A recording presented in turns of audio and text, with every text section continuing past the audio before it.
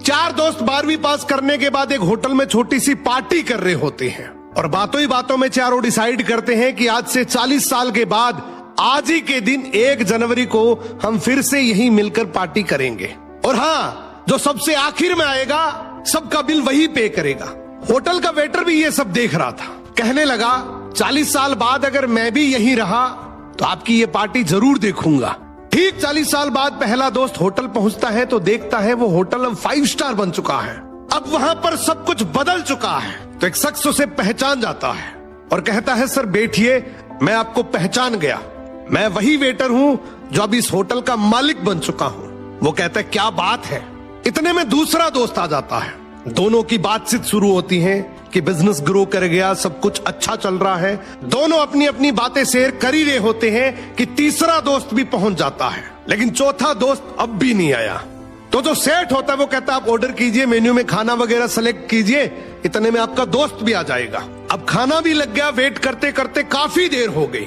उदास मन से ये तीनों दोस्त डिनर शुरू कर देते हैं। तीनों ने डिनर कर भी लिया लेकिन चौथा दोस्त अब भी नहीं आया। अब जब बिल देने की बारी आती है तो कहते हैं कि विकास तो शायद बहुत बड़ा आदमी बन गया, हम सबको इग्नोर कर रहा है, चलो हम ही बिल पे कर देते हैं।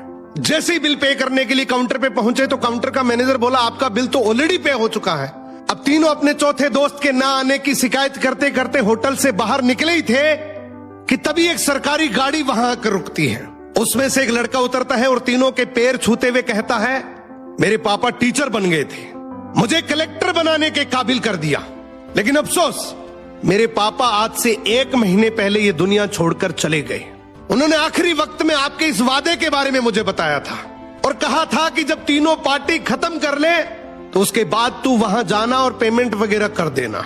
लड़का हाथ जोड़कर बोला मेरे पापा अब इस दुनिया में नहीं रहे, उनका वादा पूरा करने के लिए मैं आया हूं।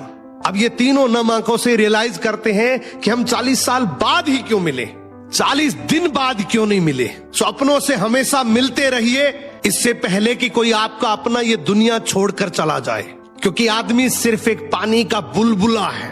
अब ये रील टेक करो ऐसे दोस्त को जिससे आप काफी टाइम से नहीं मिले और अब उससे मिलना चाहते हो।